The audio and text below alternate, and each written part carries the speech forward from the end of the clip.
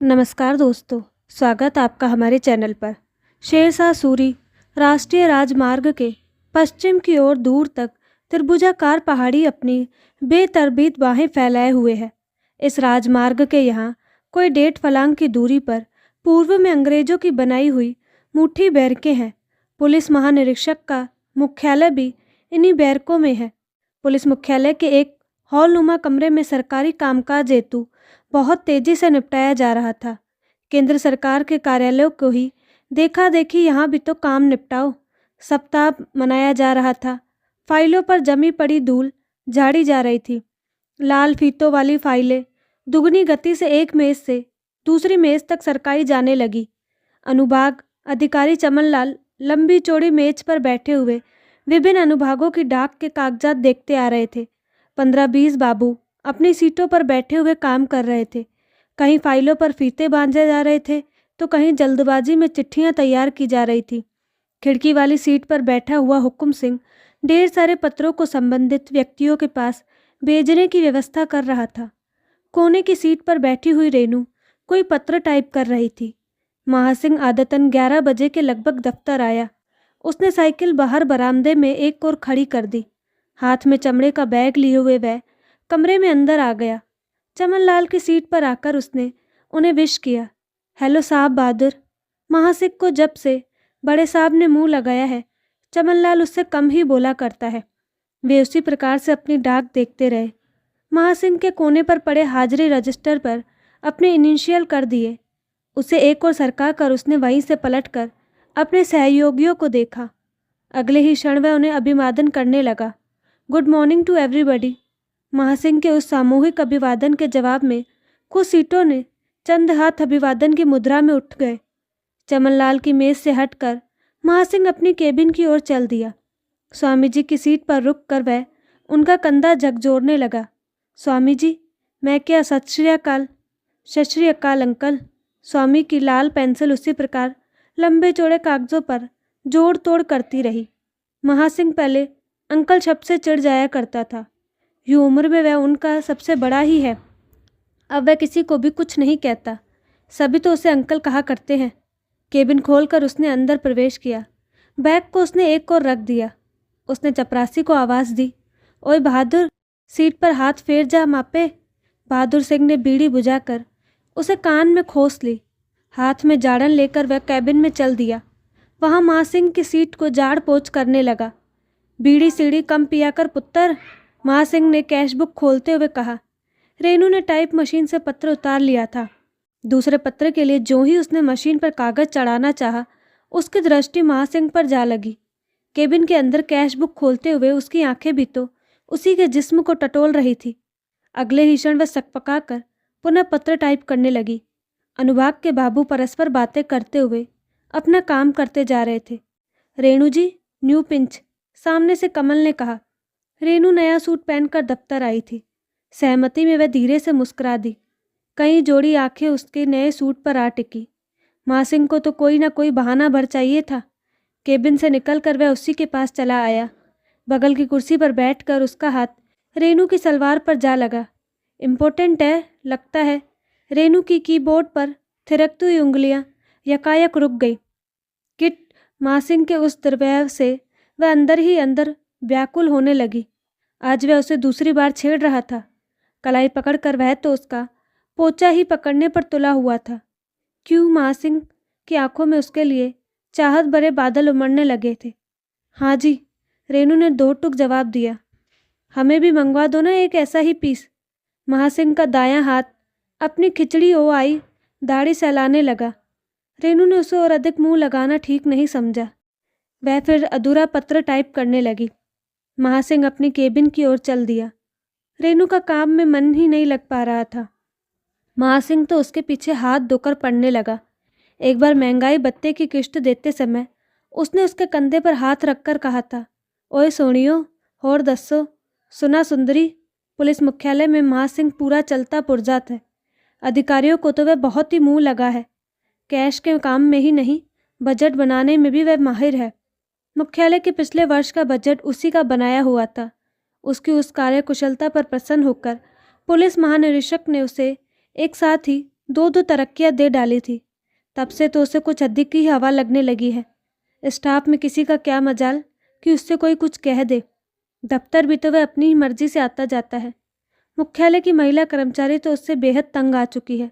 वह हर किसी के साथ छेड़खानी कर बैठता, तब सभी तो उससे बैक खाती। इधर पिछले कुछ दिन से वह रेनू के पीछे पड़ा हुआ है। काम से रेनू का मन पूरी तरह से उखड़ चला था। पत्र के एक एक पैरा में 3-3, 4-4 गलतियां हो रही थी। उसने वह अधूरा पत्र मशीन से निकाल लिया और उसे फाड़ कर टोकरी के हवाले कर दिया। दर्द से उसका सिर बुरी तरह से दुखने लगा था। क्यों न कैंटीन में जाकर एक प्याली चाय पी ली जाए। यही कुछ सोचकर वह चमनलाल की सीट पर आ खड़ी हुई। साहब, जरा कैंटीन में जा रही हूँ। हाँ हाँ, जरूर जाओ। चमनलाल ने उसे इजाज़त दे दी। उस समय दिन के 11:30 बज चुके थे। कोने की मेज पर बैठी हुई रेनू कैंटीन में अकेले ही चाय सुड़क रही थी। उसी समय हाथ में चाय की प्याली लिए वहाँ रामेश्वरी चली आई। आओ दीदी। रेनू ने मुस्कुराकर उन्हें नमस्कार किया। अरे, ऐसी मायूस कैसे दिख रही है? रामेश्वरी ने चाय की घूंट भरकर पूछा।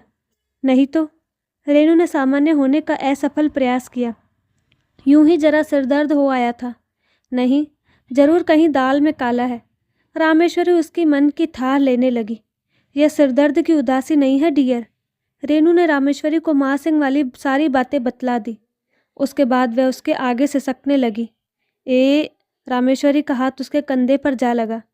नौकरी पेशा लड़कियों को यह रोना धोना शोभा नहीं देता।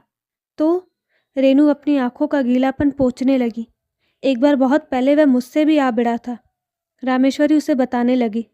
इस पर एक दिन मैंने उसे अपने घर पधारने की दावत दे डाली थी। फिर सचमुच ही शाम को सच समझ कर वह हमारे यहाँ चाय पर चला आया। रामेश्वरी मुस्कुरा दी। तब मेरे पति ने उसकी वो धुनाई की थी, वह आज तक उसे नहीं भूल पाया होगा। लेकिन मैं क्या करूँ दीदू? रेनू ने भर्राए हुए गले से पूछा।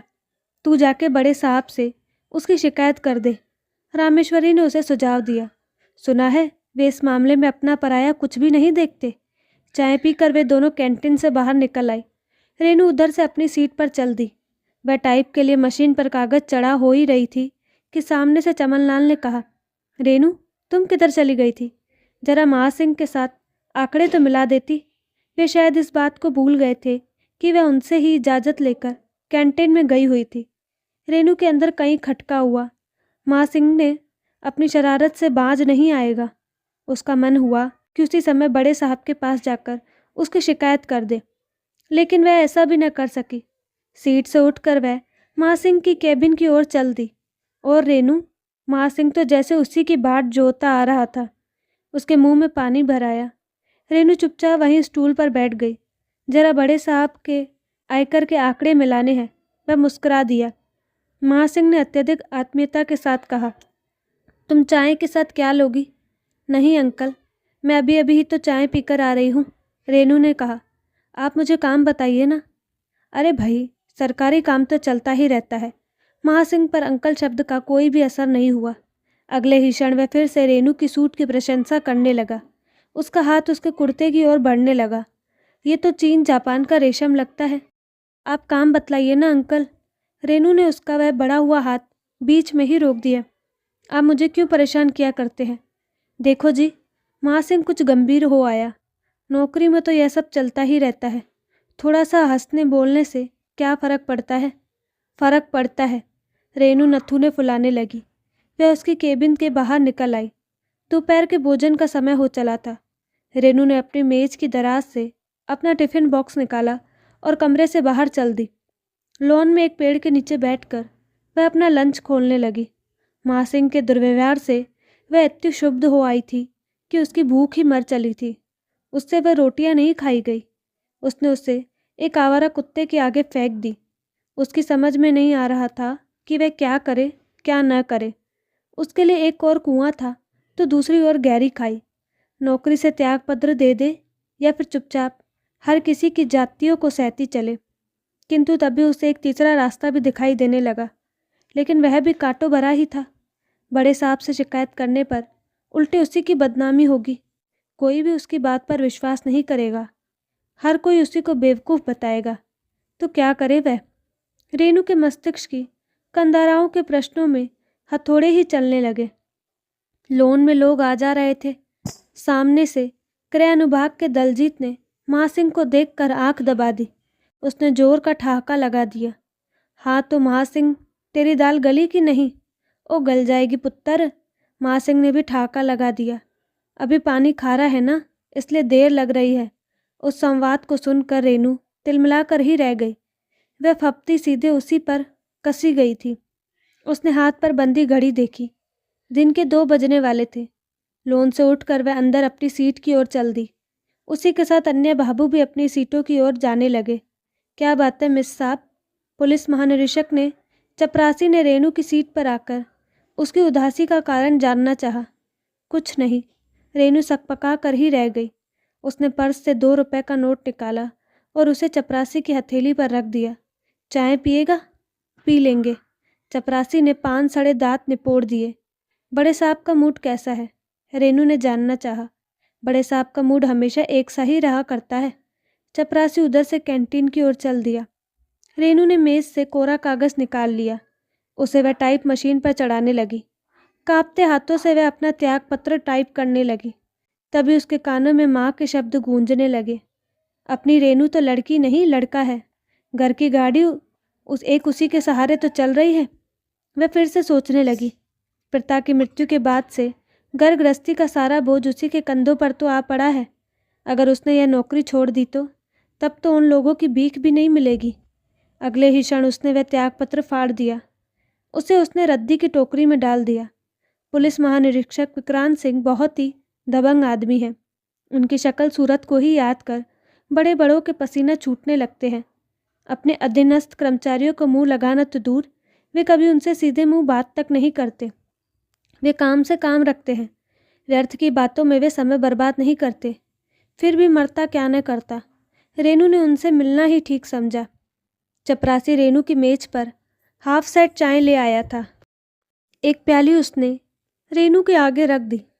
चाय पीजिए मिस साहब। ओह, रेनू सामान्य हो आई।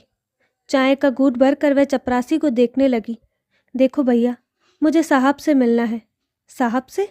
चपरासी की आंखों में विशेष चमक आ कौंधी। हाँ, वह मुस्कुरा दी। एक जरूरी काम है। चपरासी चाय पीता रहा। रेनू ने उसे प्रशंसूचक दृष्टि से देखा। इस समय तो साहब आराम कर रहे होंगे। चपरासी ने कहा। आप उनसे 2:30 बजे के बाद मिल लेना। मिलवा तो दोगे ना? उसने पूछा। वाह मिस साहब, चपरासी मुस्कुरा दिया। नौकर किसके हैं? ठीक 2:30 बजे रेनू अपनी सीट पर से उठकर पुलिस महानिरीक्षक के चैम्बर की ओर चल दी। उसने बाहर बैठे हुए साहब के चपरासी से पूछा। साहब बैठे हैं? बैठे हैं, चपरासी ने कहा। मैं अभी पूछ आता हूँ। रेनू वही बरामदे में टहलने लगी। साहब से मिलने पर वह बुरी तरह से घबरा रही थी। साहब से वह क्या क्या कहेगी? मन ही मन वह उनसे बात करने का पूर्वाभ्यास करने लगी। जाइए। चपरासी दरवाजे की चीख उठाकर एक और खड़ा हो गया। क्या मैं अंदर आ सकती हूँ श्रीमान?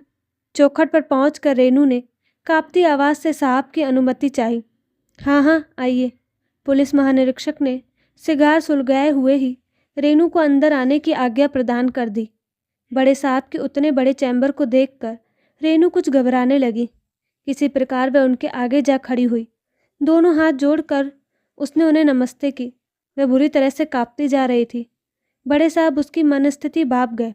घबराओ नहीं। पुलिस महानिरीक्षक ने उसे बैठने का संकेत किया। बैठो।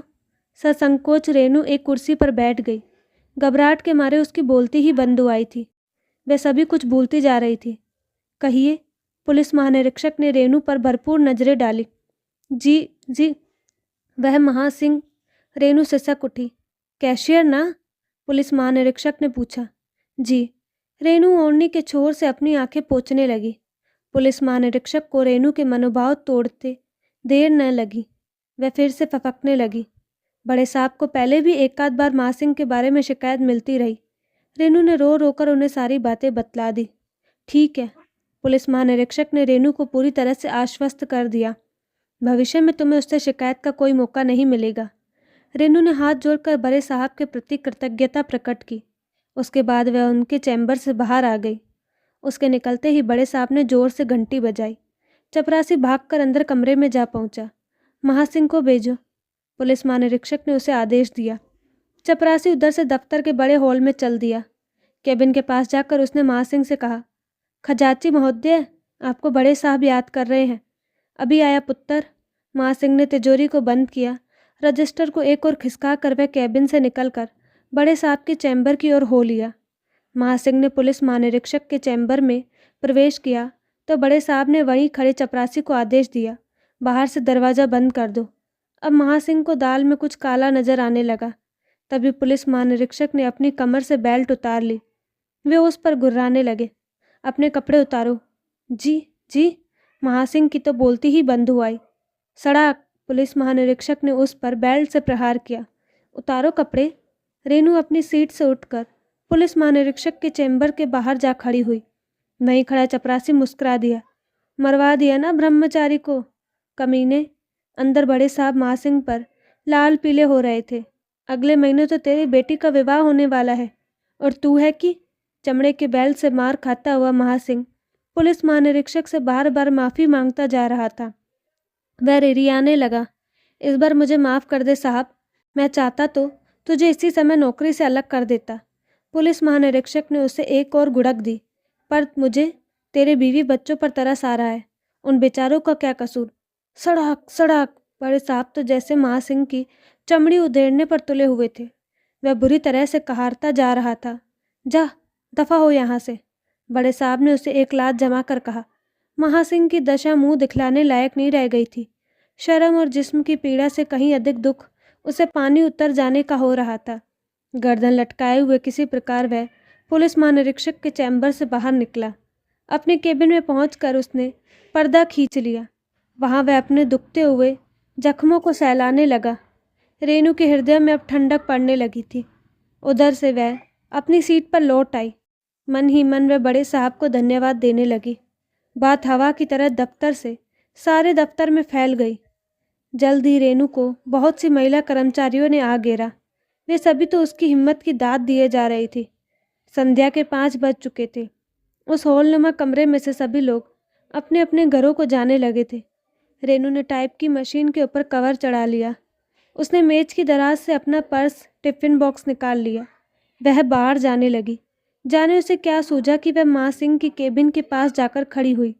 उसने बाहर से ही उसकी ओर एक व्यंग्य बाण छोड़ा, अंकल, आपकी दाल गली कि नहीं? महासिंह आंखें नहीं उठा सका।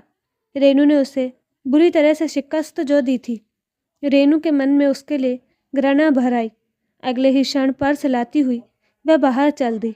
उधर महासिंह उसी प्रकार अपने दुखते हुए शरीर को सहलाया जा रहा था। तो दोस्तों, अगर रेनू की जगह आप होते तो क्या चुपचाप सहते या रेनू की तरह कदम उठाते? अपनी राय कमेंट बॉक्स में ज़रूर बताइए और साथ ही हमारे चैनल को लाइक शेयर सब्सक्राइब करना ना भूलें। धन्यवाद।